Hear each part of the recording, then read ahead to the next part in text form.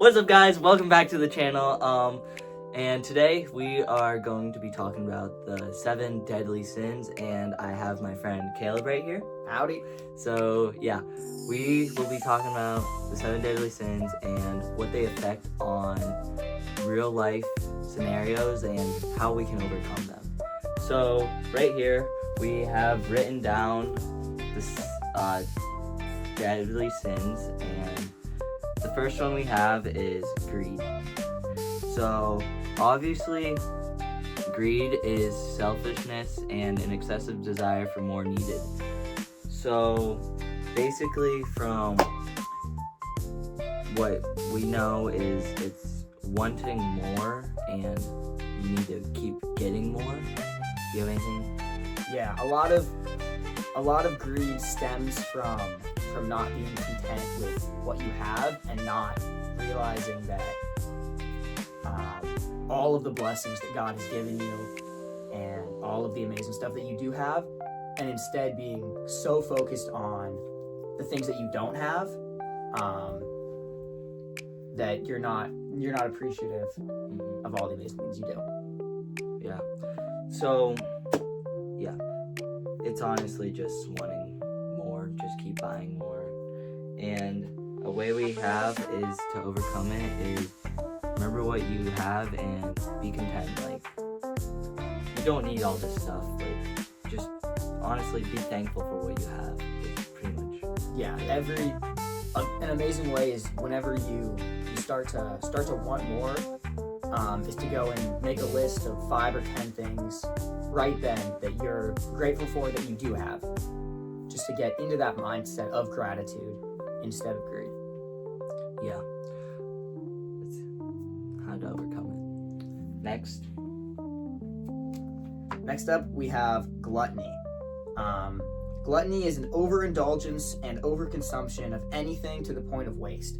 So gluttony is often associated with food or drink, but it can really be anything that you can consume, and that you just keep using and using way beyond what's necessary. Yeah. It's honestly just, it's the same thing as greed. It goes over, you just keep wanting more, but it's just excessive. You just need to keep consuming it, basically what he's saying, and that's all you want. We have sloth. This is pretty much self-explanatory. When you think of sloth, you think of slow, you think of lazy, and that's pretty much what it is. Like, when you just don't have the desire to do anything, you don't want to take any responsibility, you just don't care at all. Yeah. A lot of it stems from wanting to avoid responsibility and not being able to take responsibility, and just keep procrastinating and not actually doing the work. Yeah. Laziness, like, there's apps, there's things, like, just start getting planners and stuff, like, to plan stuff out. Like, you don't have to, if you're going through, like, this phase, like, you don't have to be like, all right, I need to do this, I need to do this, I need to do this. You can take steps of responsibility. You don't have to pound yourself with so much pressure where you don't even want to do it anymore. Just start off slow. It's honestly kind of like with being fit. Like, you don't want to be, like, when you first start running, for an example, it was like running. Like, when you first start running, you aren't going to go out run 10 miles. Like, obviously, you want to start out slow. So just don't kill yourself, pretty much, with so much pressure. That is a way to overcome. And then, Next we have envy.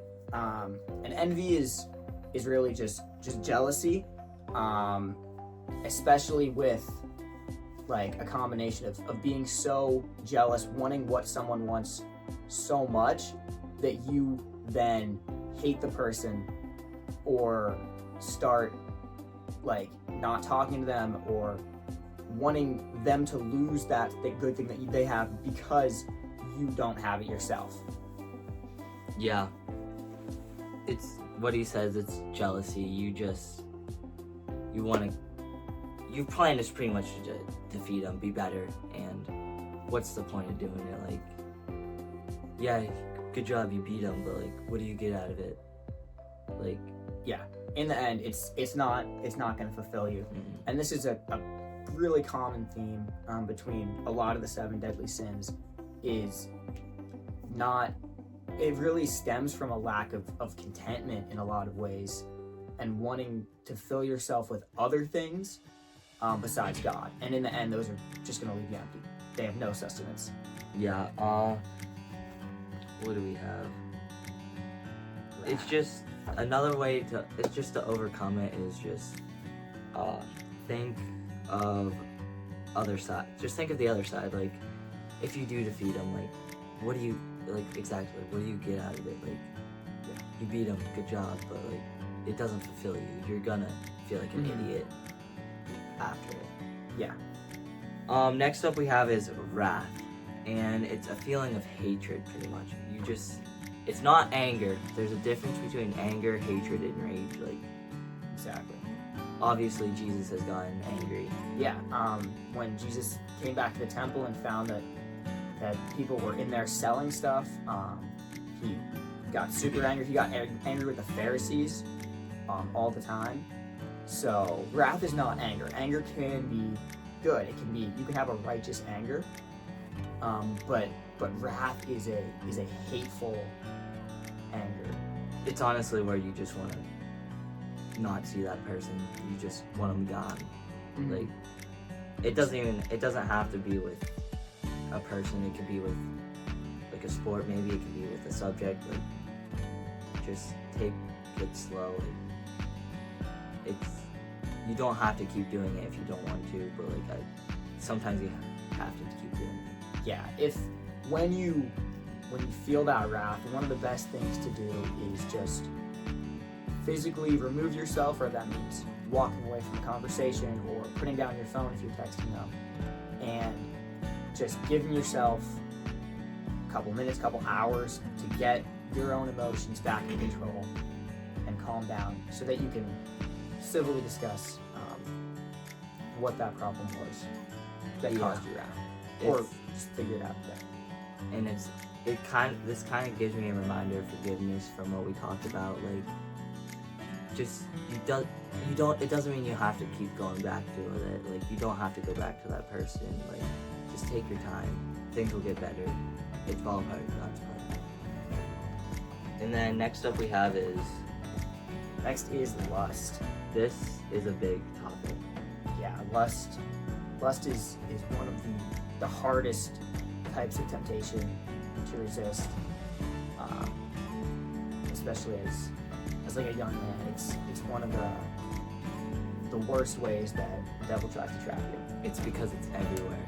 Social media has exploded. It's gone everywhere.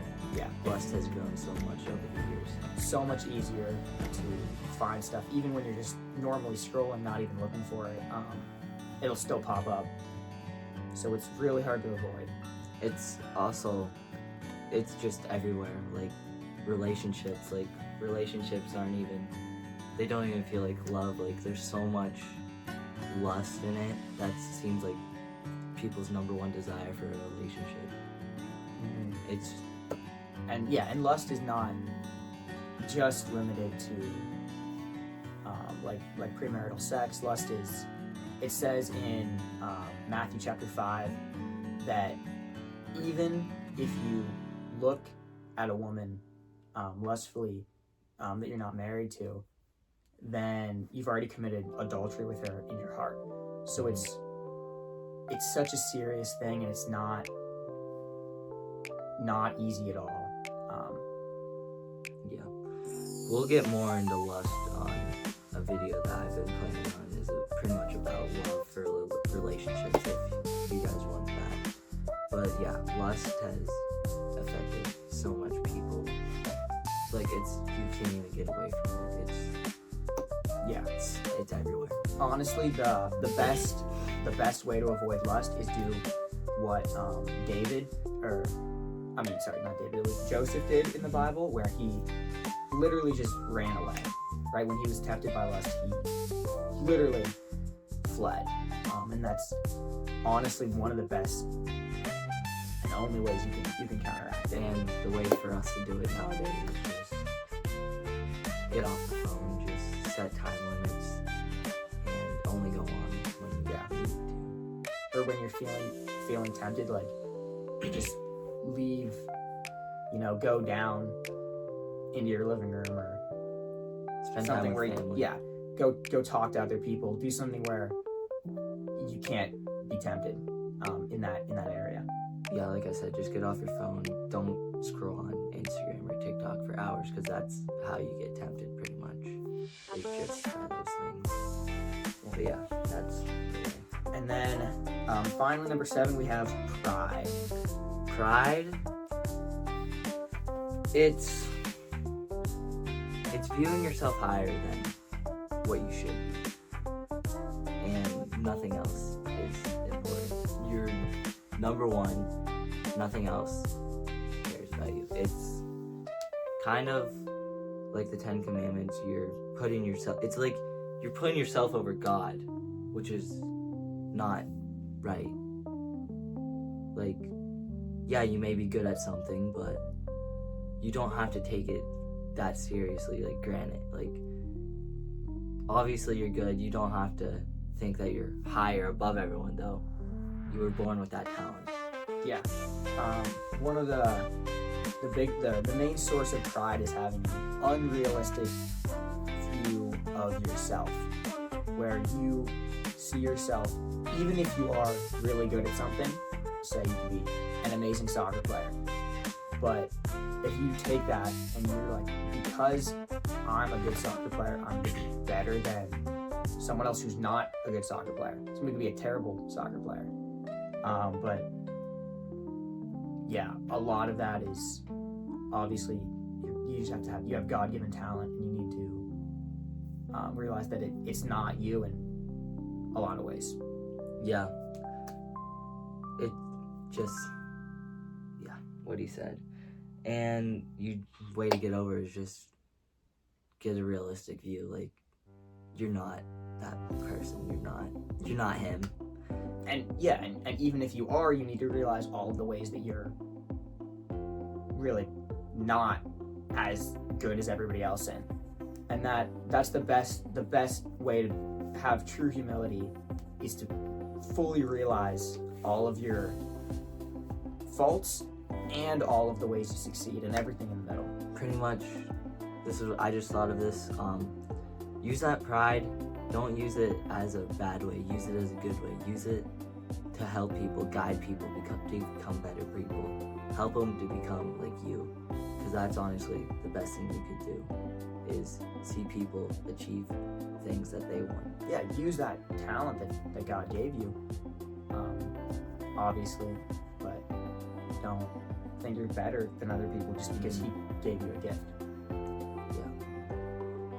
But yeah, so that was our last sin, and to sum it all up, all of these sins have one thing in common, and that's pretty much temptation. Yeah. A lot of them come from discontentment, or trying to find fulfillment in something, whether that's greed, trying to get more stuff, lust, trying to find sexual desires. With sexual desires, all of these things that are trying to fill yourself with, that they're hollow. They have no substance to them. It's gonna feel good you're gonna feel good for a small amount of time. Yeah. After that, you're like, what was the point? Like, no long term. Like, what's the point? Like, you haven't achieved anything. Yeah. Honestly, more of it is you've made yourself feel more stupid about yourself. Mm-hmm. That's all I have to say. Yeah. And I mean, obviously there's all of these issues. People struggle with different amounts. I struggle with all of them, obviously.